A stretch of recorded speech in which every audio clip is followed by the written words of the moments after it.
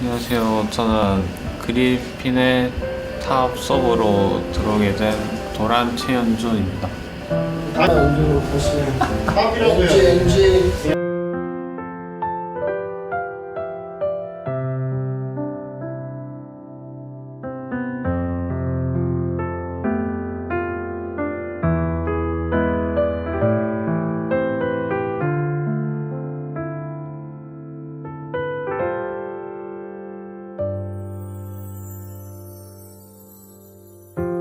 Thức giấc mỗi ngày là khi màn đêm vừa kéo về, tiếng chuông ngân dài nhưng vẫn không thấy một ai.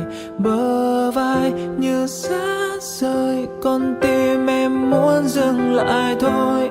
Kết thúc câu chuyện cũng là lúc không ai bước tiếp. Em giờ đã có bầu trời mãi, mọi chuyện sẽ qua thôi.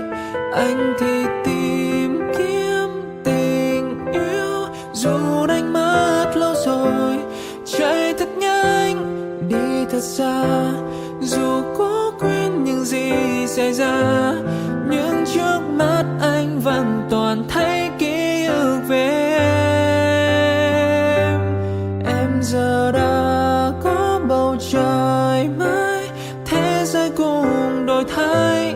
Giữa muôn vàn vì sao chiều sáng nơi đây chỉ có mỗi anh lạc lõng. Đoạn đường mới đừng tìm lại, giấc mơ kia đã cất sao. Có khi ngày mai ta sẽ vô tình gặp nhau. Đừng thật lâu.